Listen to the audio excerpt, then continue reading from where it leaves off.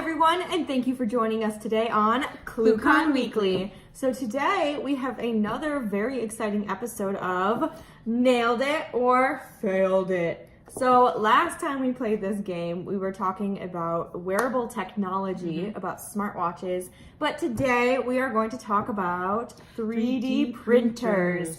So I personally think that in most cases, 3D printers are a fail. I disagree. I think they are nail and are still nailing it. Okay, so I remember about 10 years ago when 3D printers first came out as like a product that you could actually buy.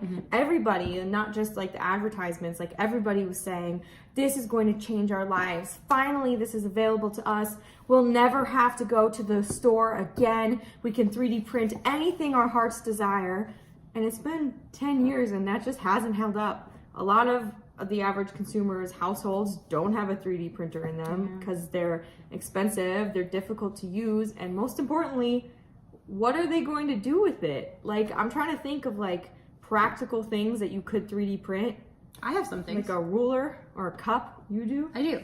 So I know a lot of people, well, I don't know them personally, but I know people who are like entrepreneurs or hobbyists. Some people make their own makeup. Some people make their own figurines. Like our friend Connor, he made his own character figurine when he and some friends were playing D&D.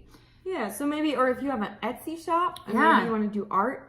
But the way it was presented to us, like if you're a regular person, like you only can do plastic. Unless you get like a wooden one, then you can do wood, but you can only do wood. Or you could do like makeup, but then you have 3D printers, and a lot of them are like kind of rough, so you have to spend time like sanding it. That's true. And they get clogged, and it's like it would just be cheaper and easier to just Amazon Prime the stuff you need.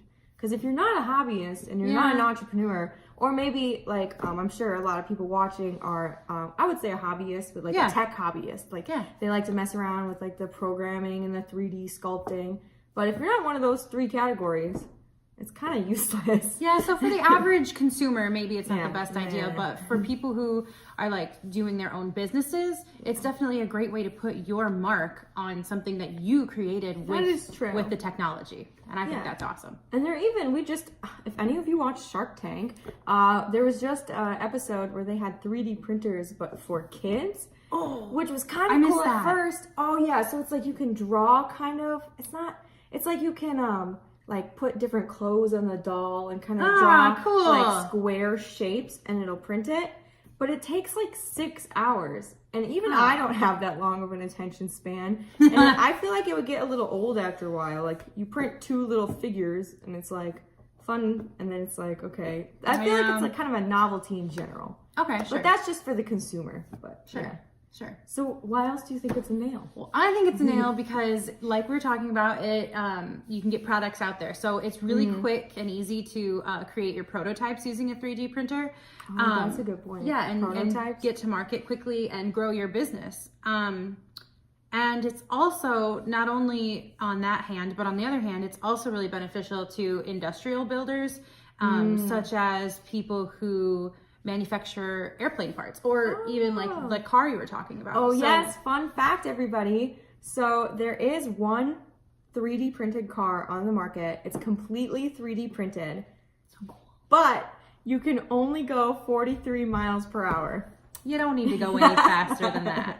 Maybe someday you'll be able to, for those of us who don't like to stop and smell the roses and are trying to get to where we're going. It's overrated.